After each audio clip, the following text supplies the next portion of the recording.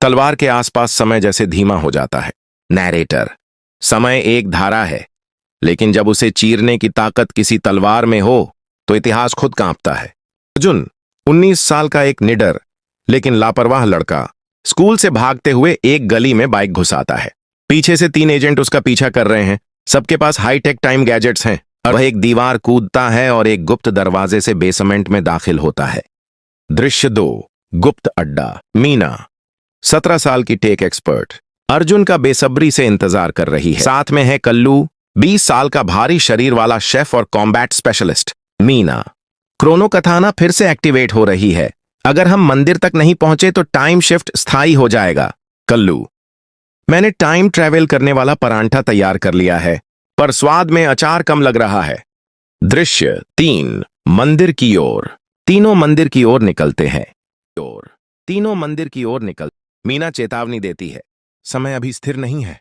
अगर ज्यादा देर हुई तो तुम अपने अस्तित्व से मिट सकते हो।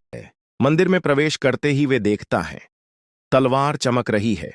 अर्जुन जैसे ही उसे छूता है, बिजली गिरती है और पूरा मंदिर टाइम एनर्जी से कांपने लगता है। तभी एक छाया प्रकट होती है। ज़ारो। ज़ारो। बहुत देर कर दी तुमने अर्जुन। अब तलवार सिर्फ मेरी है और समय सिर्फ मेरा। ज़ारो और अर्जुन के बीच एक जबरदस्त तलवारबाजी होती है। ज़ारो समय को रोक देता है, लेकिन अर्जुन की तलवार उसे तोड़ती है। मीना। तलवार के साथ अर्जुन की धड़कनें जुड़ गई हैं। अब वो टाइम को महसूस कर सकता है। कल्लू एक चटनी ग्रेनेड फेंकता है।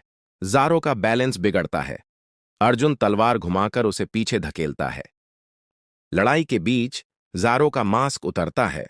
वह कोई और नहीं बल्कि अर्जुन का पिता है, जो भविष्य में जाकर बदल गया था। अर्जुन आंखों में आंसू। तो तुमने हमें क्यों छोड़ा? मां मर गई और तुम एक विलेन बन गए। ज़ारो गायब हो जाता है, लेकिन तलवार की ऊर्जा पूरे शहर में फैल जाती है। टाइम फॉल्ट्स खुलते हैं।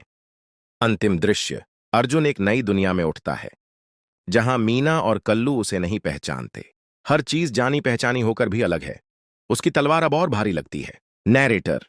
जब समय के तीर छूटते हैं तो उनकी दिशा कोई नहीं बदल सकता, सिवाय उस योद्धा के जिसने खुद को खो दिया हो।